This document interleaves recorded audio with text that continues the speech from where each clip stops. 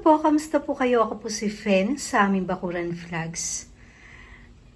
Ang video po natin ngayon ay tungkol dito sa tatlong orchids na nakikita nyo ngayon. May mga bulaklak po. Dalawang klase po ng orchids ang nandito ngayon.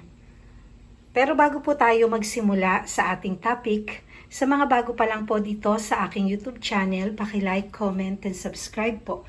At huwag niyo pong kakalimutan na i-click ang notification bell para po ma-notify po kayo kapag meron po tayong bagong upload.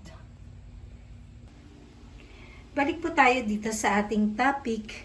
Ito yung tatlong orchids natin na meron bulaklak. Mag-start tayo dito sa Inobi. Ito yung Inobi. Ang kagandahan dito kay Inobi, tingnan nyo yung kulay ng bulaklak niya. Diba? Nung una kong nakita to si Inobi, talagang na-inlove na talaga ako dito sa bulaklak nito. Kasi, kung sa personal, makikita nyo yan, napakaganda, parang pinaint lang yung kulay violet o kulay purple dito sa pinaka-lips niya ng petals. Tingnan nyo, ang ganda, diba? Parang pinaint lang. Meron pang isang klase nito na talagang ang ganda ng bulaklak. Hindi ko lang alam kung Inobi rin yun. Kasi minsan yung mga bulaklak ng mga orchids, pareho lang sila ng ID, pero minsan naiiba yung kulay ng yung pinaka-pattern ng kulay ng bulaklak ng mga orchids. Kaya malilito ka po talaga. At ito ang kagandahan po sa mga Inobi. Sa mga mahilig sa orchids o orchids lover na mahilig sa hindi tumataas o humahaba yung mga cane, ito pong si Inobi. Ito yung magugustuhan nyo na alagaan. Lumalago lang yung kanyang cane, mabilis sila na magbigay ng keikis dito sa pinaka-cane niya. Madalas din sila na nagbibigay ng keikis dito sa taas ng cane. Nawawala yung mga dahon ng cane nito, tapos nagkakaroon siya ng isa o dalawa na keikis dito sa isang cane. Ayan o, tingnan nyo ang liit. Halos 2 inches lang yung laki nito, yung haba nitong isang cane na to. Ganyan lang po yung Dendrobium orchids Inobi.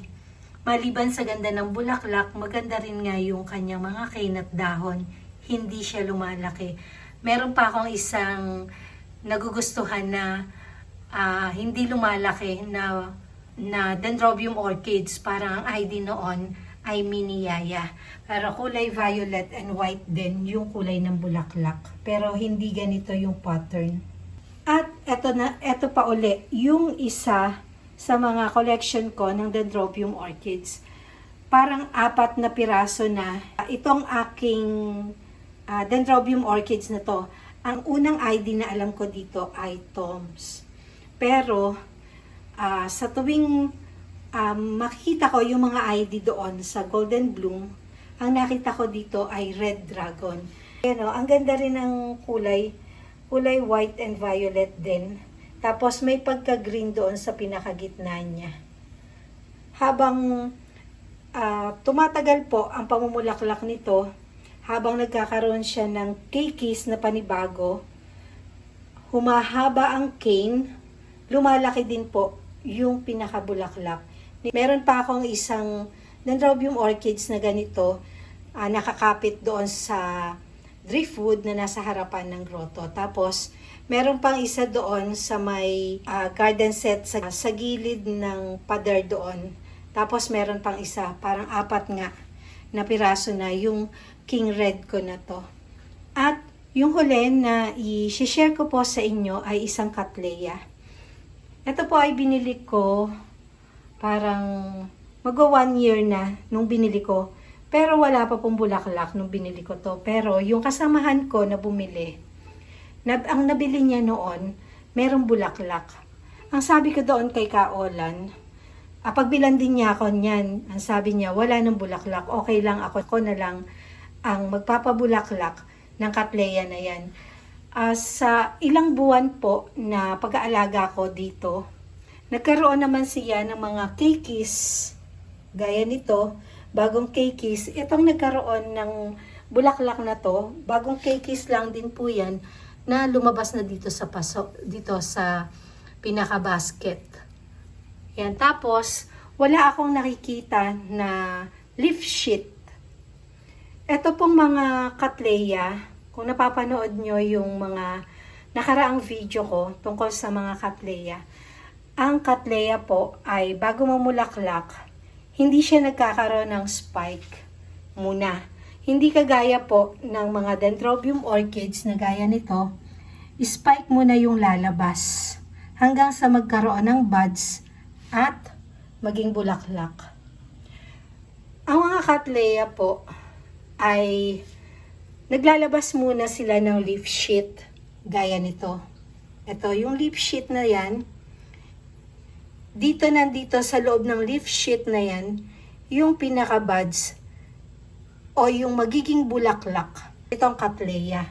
Sa ilang buwan po na pag-aalaga ko, walang lumalabas na leaf sheet. Ito, parang may leaf sheet dito na tuyo na. Ito, nung binili ko pa to Ito, nakita ko na to dati pa. Pero yung mga bagong lumabas na keikis, wala talaga akong nakikita na lumalabas na ganito, nakagaya nito. Ito po ay tinatawag na leaf sheet.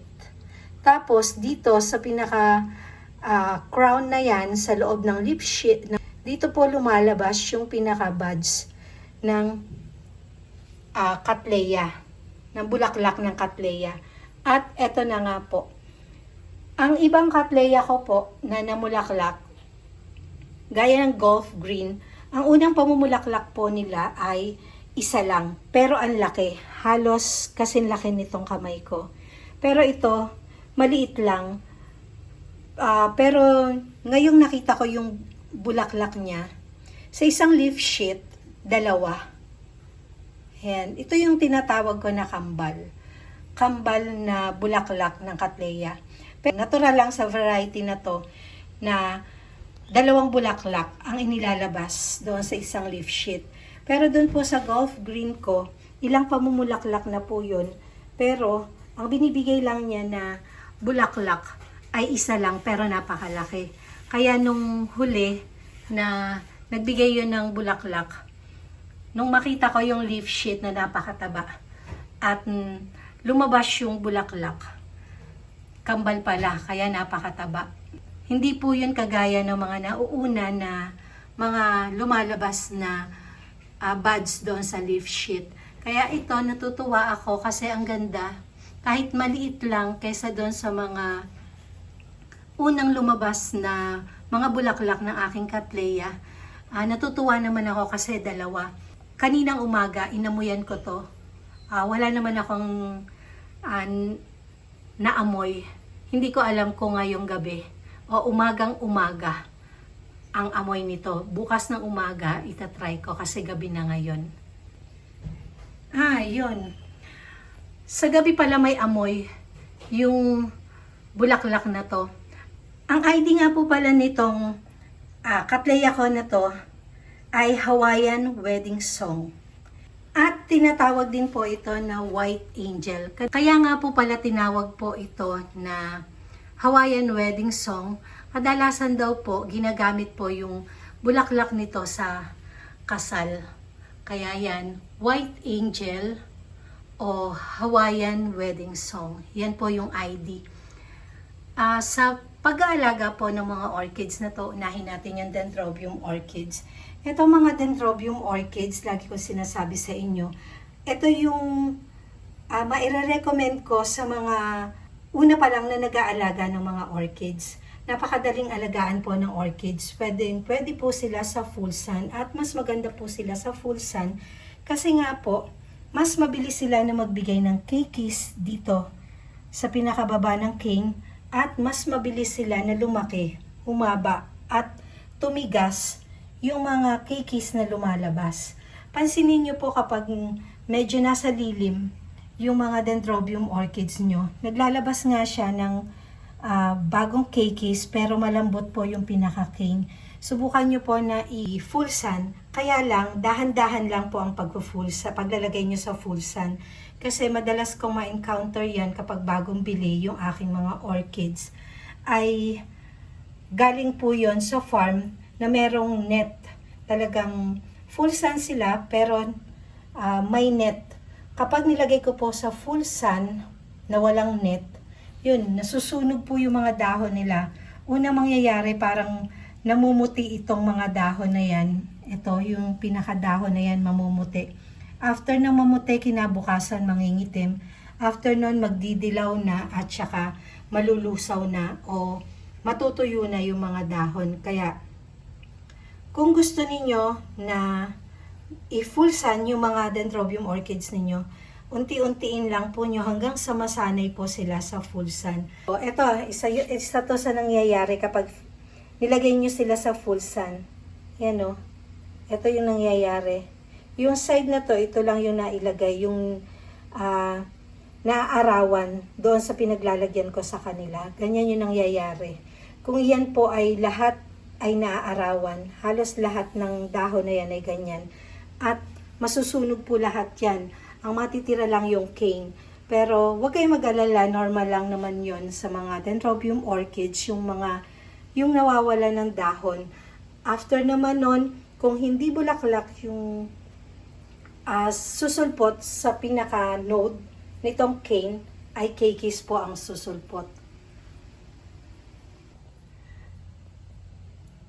Ang potting media po nitong Inobi na to ay bunot pa po ng niyog. Hindi ko pa yan na re-repat. Pero mga ilang buwan lang, ire-repat ko na po yan kapag nakita ko na nabubulok na itong kanilang potting media o yung bunot na ginamit. Dito naman, ito po, matagal ko na to pinalitan ng potting media. Ang ginamit ko po na potting media rito ay uling. Tapos, niliit-liit ko na ganito. Nung ito po ay iniripat ko, 4 na cane lang, wala itong may bulaklak na to. Bale, bago lang po yung keikis na sinulputan ng bulaklak na to. Bumalik po tayo dito sa Hawaiian wedding song na to. Sabi ko nga po kanina, mag-iisang taon na to sa akin. Ang potting media niya ay bunot pa rin ng niyog. Kung makikita nyo, yan, kailangan ng palitan at iripat kasi lumalabas na yung mga keikis na lumalabas sa kanila. Kung mapapansin ninyo, meron tong mga tuyo na pseudobulb. Pseudobulb yung tawag dito sa mga Cattleya. Sa mga Dendrobium orchids naman po, cane yung tawag dito. Dito naman po, yung mga pseudobulb nito, kapag nagbulaklak na po, nasabi ko na po ito sa mga nakaraang video ko, na kapag nagbulaklak na po yung isang Cattleya, hindi na po ulit sila magbubulaklak na kagaya ng mga Dendrobium orchids. Ang Dendrobium orchids po kahit wala na silang dahon at cane na lang, naglalabas pa rin po sila ng spike. Hindi po kagaya nitong mga Cattleya. Kapag nawala na po yung bulaklak nito, ang mangyayari po sa pinaka-pseudobulb nila ay magiging energy reserve na lang po na mga panibago na keikis na lalabas. Kagaya nito, tingnan nyo. Yan. May bagong lumalabas na keikis. Tapos, itong pinaka-pseudobulb na yan, parang kulubot na. Bali, nakukuha ng panibagong keikis yung lakas nitong pseudobulb na yan. Hanggang sa matuyo na lang na ganito, yung mga pseudobulb. Kaya po yung iba, kapag nakita nila na lumalabas na itong mga keikis dito sa pinagtataniman ng Cattleya, nagpo-propagate na po sila para magkaroon po ng mga susunod na keikis at nang dumami yung kanilang mga Cattleya. Ganun po yung nangyayari. Bago maubusan ng lakas itong pseudobulb na to, makapaglabas na muna siya ng keikis. Ganyan po yung mga Cattleya. At nakikita ko ngayon, sabi ko nga kanina, meron na namang bagong leaf sheet itong bagong keikis na lumabas. Kaya sana bulaklak pa rin yan. At sana may laman siya na buds na kagaya nito. Kasi napakaganda oh. Kaya po nandito to sa loob ng aming bahay. Ginagamit ko nga po ito sa aking live stream tuwing 3 a.m. o 4 a.m. ng umaga. At iniiwas ko rin po ito sa ulan kasi tuwing gabi umuulan. Ang mga bulaklak po ng Cattleya o kahit itong bulaklak ng mga Dendrobium orchids, madali po sila na malanta kapag nababasa. Pero sa napapansin ko, mas madali na malusaw at mas madali na matuyo yung mga bulaklak ng Cattleya kapag tag-ulan kesa dito sa mga Dendrobium orchids. Sa pagdidilig po, lagi ko naman sinasabi sa inyo yung pagdidilig. Kung summer, 3 times a day ako magdilig ng aking mga orchids kapag ganito naman tag-ulan, syempre hindi na dinidilig yan. Hindi po kamugaya ng summer talaga na talagang tuyong-tuyo sila, kawawa po yung mga orchids lalo na kasi nga iba yung potting media nila kesa doon sa mga lupa yung tinataniman. Yung iba ko nga pong orchids dito, di ba nakita nyo naman, nakahang lang na wala naman po sila na potting media. Kaya kailangan laging dinidiligan yon lalo na at hindi umuulan. Sa fertilizer naman po, sasabihin ko po ulit sa inyo, ang ginagamit ko pong fertilizer ay yung balanced fertilizer na 20-20-20. Yan lang po. At sa sunlight, etong dalawang Dendrobium orchids, pwede siya ng morning sunlight o full sun. Tapos, itong Cattleya, nandun lang po ito sa ilalim ng puno ng mangga. Bale, konting araw lang po, silip ng araw lang, yun natatanggap nila. Dahil mas madali po na masunog yung bulaklak ng mga Cattleya. Tapusin ko na po itong aking video at sana po ay may natutuhan po kayo sa na-share ko sa inyo ngayon. Maraming salamat po sa walang sawa niyong panonood at walang sawa niyong pagsuporta sa aking mga video. Sa mga subscribers, sa mga silent viewers, sa mga napadaan lang, sa mga kaibigan ko sa YouTube, maraming salamat po. Keep safe everyone. God bless.